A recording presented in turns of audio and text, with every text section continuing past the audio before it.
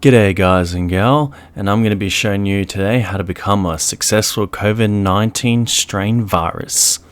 Now, I want to wish you all a happy new year and also a super late Merry Christmas for all of you as well. So, what have I been up to since the late December? Well, I've had a family, I've got 2 kids that are in college, I also have a deposit down on 3 different houses. I'm just fucking with you, I'm not like that, I'm not that really rich or have kids. So I've been just enjoying my anniversary with my girlfriend, so yay us. Even though pretty much COVID has made us wanting to travel or do anything pretty much impossible. But we've been able to enjoy the time that we have together, so that's some good stuff for me in my personal life. Also, if you don't already follow me on Twitter and seen my posts there, I've been stepping up the next part of my game for trying to increase my gym main skills. So what I'll be doing actually at some point this year is 1. Making a second YouTube channel which is all completely dedicated to my fitness stuff, but also be aware that if you just want to keep in touch with me as a person overall, you can go to my Twitter and you'll find lots of little posts that I do here and there on stuff. But if that's not really a thing, then yeah, I still post gaming stuff on my Twitter anyway as well. It's kind of just, Twitter's going to be me overall in the best way to catch up updates with me, as well as what have I got planned and other little things on the side. And yeah, there will be a second YouTube channel coming up. Poggers. Anyway, also over my summer break, I had a summer intensive unit for uni for strength and conditioning. And while doing this unit, we were doing strength tests where we had a plyometric jump with a hex bar. And for us to do some calculations with our force production, we needed to put a significant amount of weight on it, which I got up to, I think, about 110 kilos, which I was still producing an increased force, which was, I think, about overall 2,200 watts, and still increasing, which is equivalent to our rugby league and union players. But unfortunately, I haven't done plyometrics for a very long time, so it was probably not the best idea to throw me up there and be the guinea pig for the tests so that we could show some values and get across the point that we were learning. And because of that, I unfortunately inherited a small injury to my knee, where I'll put up on the screen roughly where the target area is. And basically the fat pad and my sartorius muscle had been damaged, and I had a bit of a limp, and yeah, it wasn't fun. I was having very sharp pains even just walking around work, so I had to have a bit of physio work.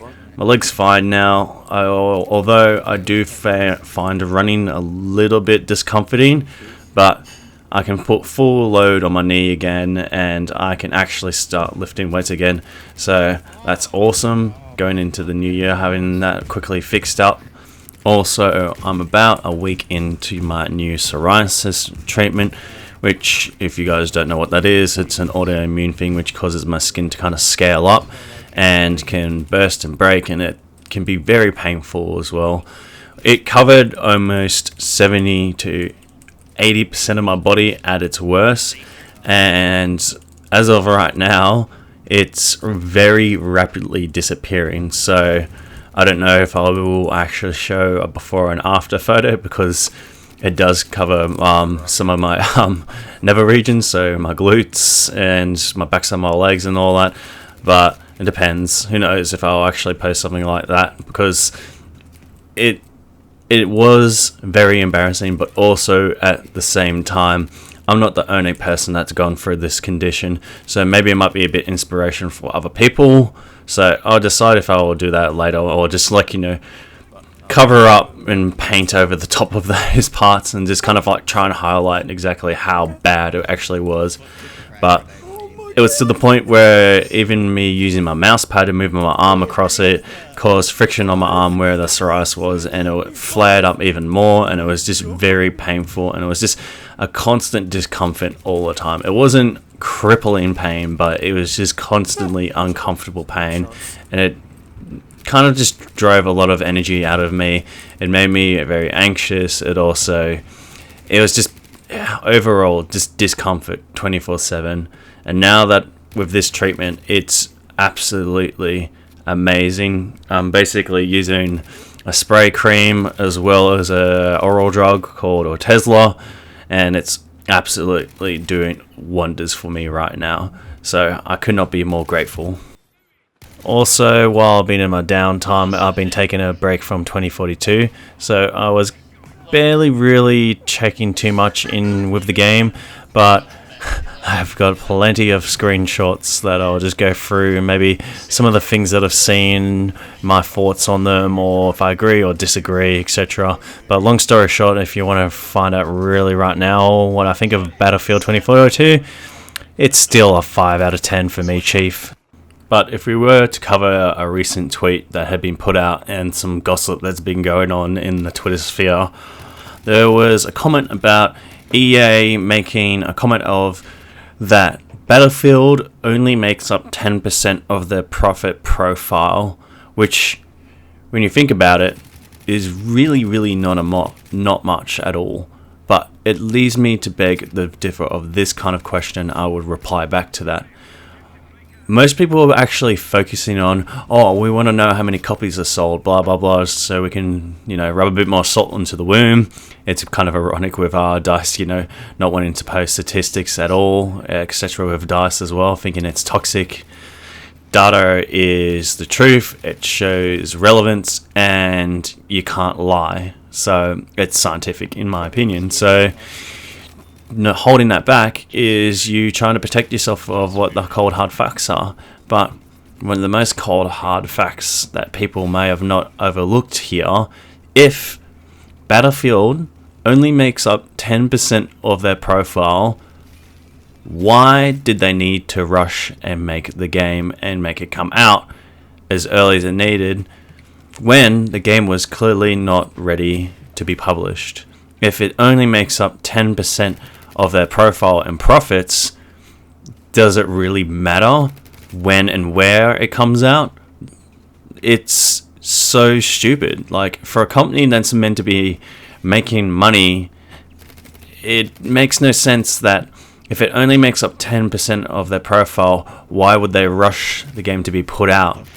It baffles me because there's no logic behind it.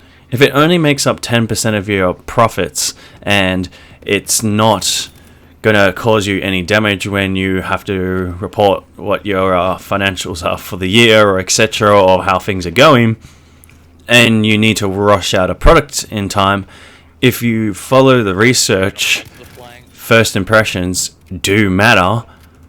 You basically shot yourself in the foot twice. Not only in your left foot, but your right foot. Like, I do not understand.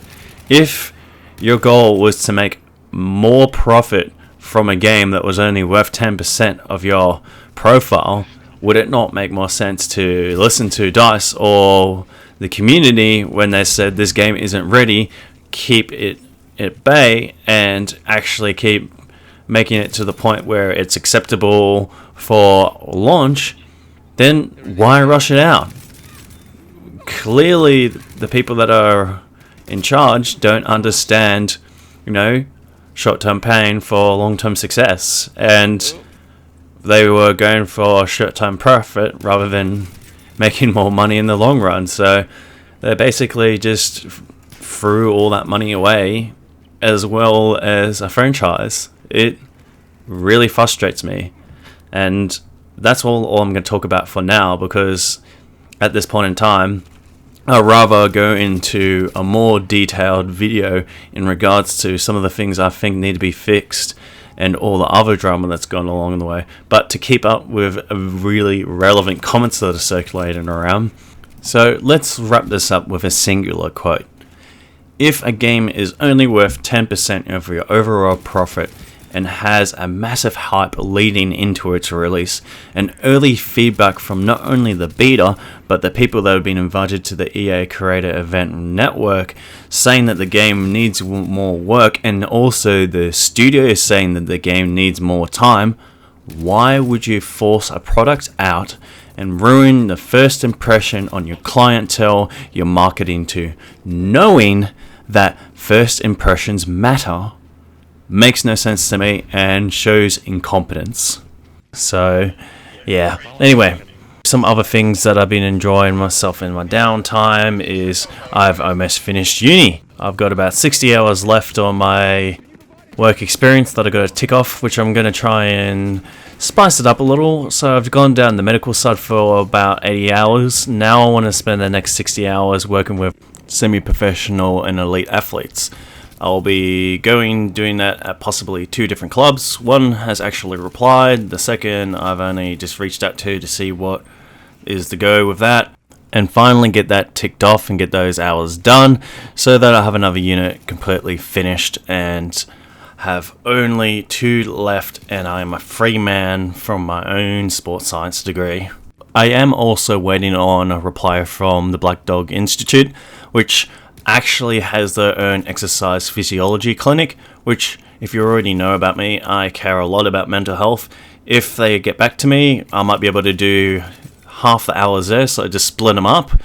And the reason why I'm doing that, yeah, sure, I could get some valuable information from the other sporting club that I would like to do work with, but in hindsight, a lot of people go through their sports science degree and don't do a lot of networking, so they limit their options, and I don't want to end up in that kettle of fish, and I want to keep my options open for the long run. Speaking of options, I've decided to end my career doing retail. I wouldn't say I would call it a career, it's more of a pastime to earn myself some money. So I'm going through the process, putting my resume out, trying to get my foot in a couple of places, even if it's just doing sales assistance, PT, or even managing a gym at this point. So I'm taking any option that's open to me at the moment and putting my knowledge out there into good use. Because I've been studying this sports science degree for a while now, and there's almost no reason not to try and start my journey right now and actually putting it to use. I would like to, in the long run, be simply helping people, not only with actually helping coaching people, training people, designing programs. I would like to help educate people so they make better choices, have better bullshit raters so they can actually flip through information that they see online through Instagram, Twitter, YouTube, and be like, that's not right, chief, that's absolute bullshit, and I'm calling you out on it, as well as acknowledging the people that actually do have it right, or are willing to, a couple of years down the track, that might have been common knowledge as the best way to approach something, but has changed. So I really do like YouTubers that, especially in the fitness world, that know that they might not have the answer to everything and are willing to actually change their ways in the long-term future based on the critical evidence that's out there. So I would like to, as you can already tell, this is probably one of my goals of my channel, as well as addressing simple questions and ideas and helping people design their own programs. Because I think a lot of trainers, one of the biggest downfalls as a people that are PTs is they try and train people to keep them as clients for the whole entire life. That's not reasonable and feasible. People eventually gather enough knowledge and become self-efficient, and I think a good personal trainer, yet alone a sports scientist and above, they should be training the client to not only get physically stronger, healthier, and more mobile and perform better, just in general better human performance. They should be helping educate them so that they have better decisions. So hopefully, I get to do that really soon, and hopefully in the next month or so I have that job secured and in the bag, as well as start the lengthy process of building up my socials within the fitness industry as well. Just like you would for gaming and content creation, the same thing kind of generally applies to the fitness world. So most people that do really well in the fitness world at some point there is only so many clients you can train in a day, and eventually in some kind of form you will end up online doing online programming or training people, or even something that you pay for, like a workout program or a consultation or seminars.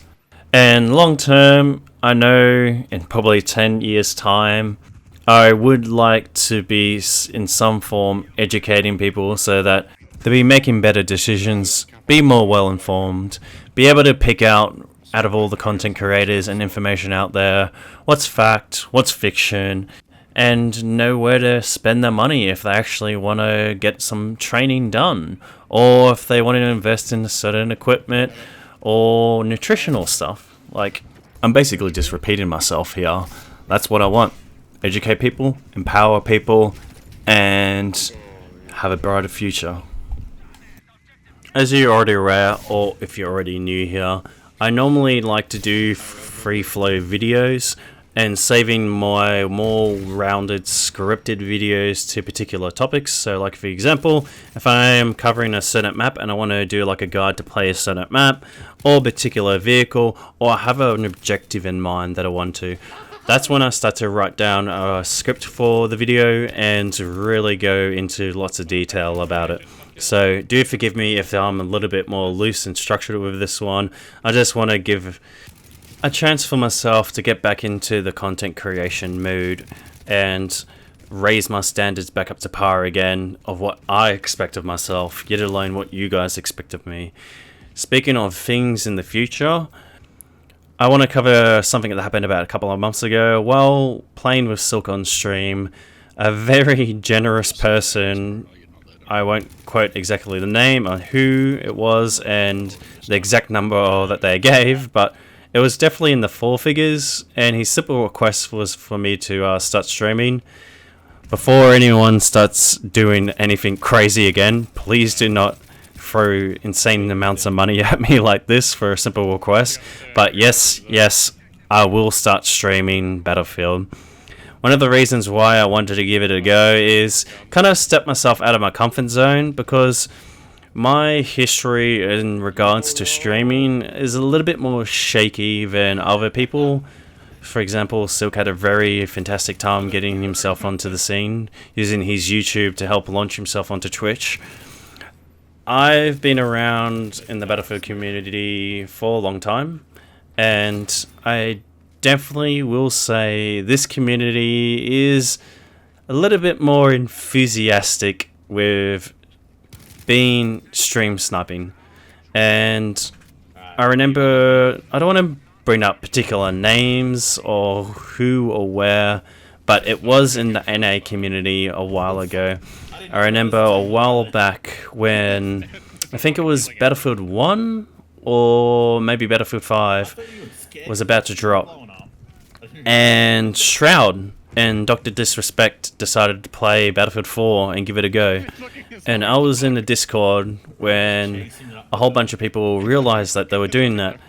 And a large amount of them, of this particular community, jumped into the game and basically stream sniped him for the whole entire time. And then the second stream after that as well. It really left a bitter and poor taste in my mouth, which I really did not enjoy whatsoever, and it made me feel really bad to know these people. And ever since after that, I was just like, I'm never going to do streaming because of that.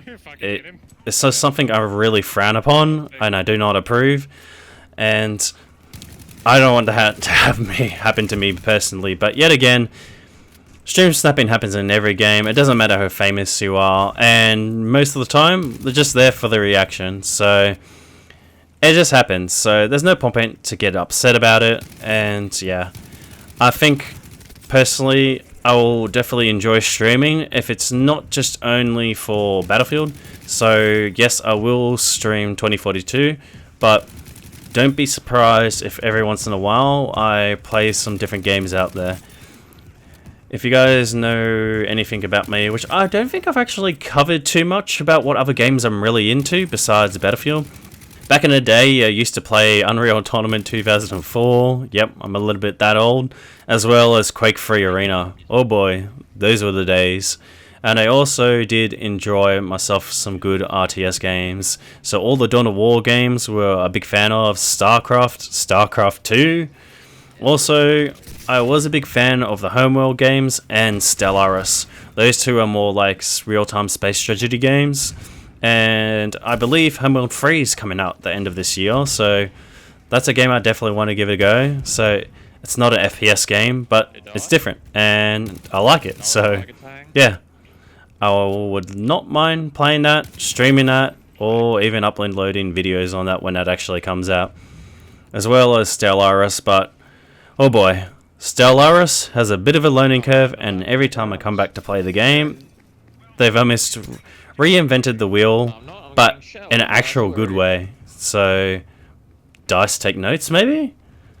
Also, I want to use it as a chance to build upon my vocal skills, so being able to talk on the fly, on the go, and have general conversations, and kind of just generally have a conversation with people, because I like talking to people, and it'd be pretty ironic for me to be going down the fitness world and wanting to train people and make people have more enjoyable lives and not be able to have a conversation with just any random person. So it's going to be just interesting, because I'll meet different people from all different walks coming into my channel and having a chance to have a chat with or constructive conversation. Like, I think it would be kind of actually really rewarding the more I think about it.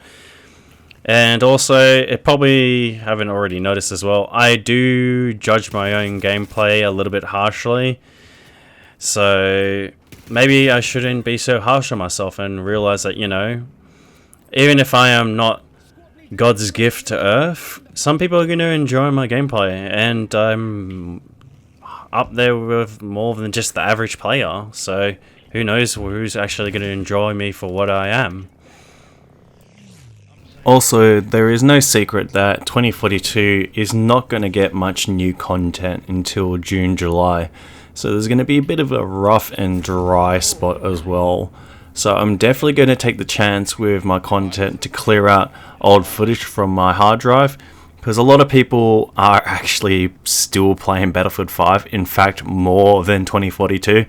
So I'm definitely not deleting all my Battlefield 5 footage, and I'm actually going to go put it up, because the people that are still playing that game, it might be beneficial, especially my tank gameplay, because, not to brag, but I definitely was up there in the leaderboards, but leaderboards at the end of the day don't tell the whole picture. You could play 10k hours and make yourself at the top of the leaderboard, but for someone that put the hours into tanking in that game, I'm definitely up there and definitely have a lot of kills and very efficient with using the tank in 2042, Battlefield 5. We all know that 2042 doesn't have stats, and if you already follow me and listen to my words, stats only tell half the picture, doesn't tell you about mechanical skills, which the game doesn't measure and put into the stats anyway. One thing I'll be definitely excited to go into is one of the games I decided to actually get a little bit of play time, because it was only for a limited time, was BattleBit. Basically, we all know 2042 was horribly received, as well as a financial failure, as well as for actual entertainment for us to grind in the first place.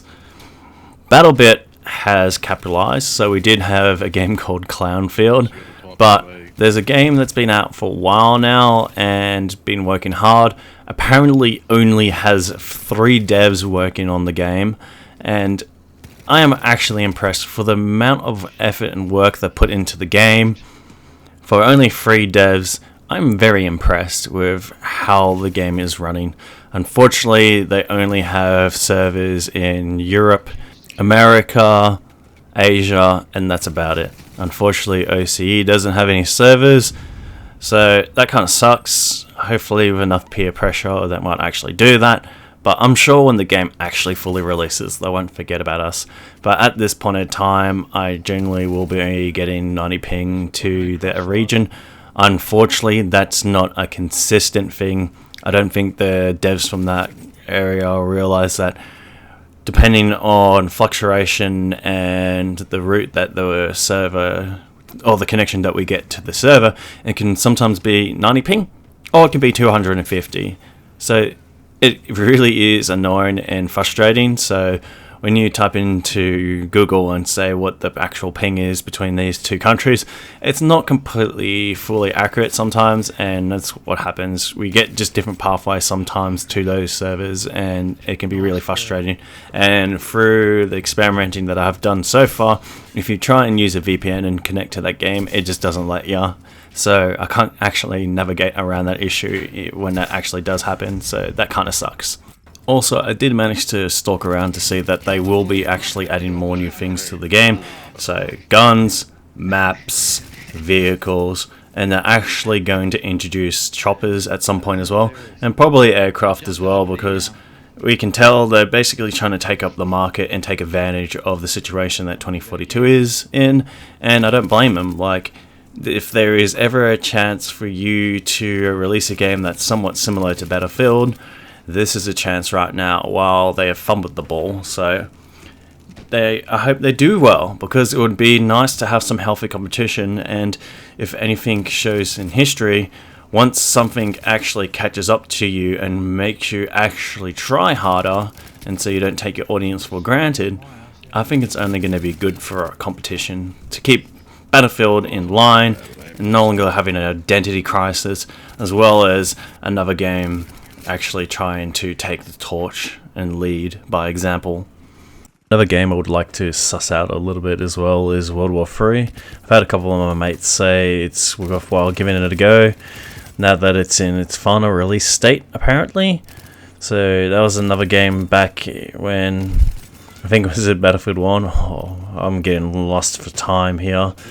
But either way, another game that tried to take the torch from Battlefield. Didn't necessarily take it the first time, but it's pulled itself together and it's done some good work, and I wouldn't mind giving it a go.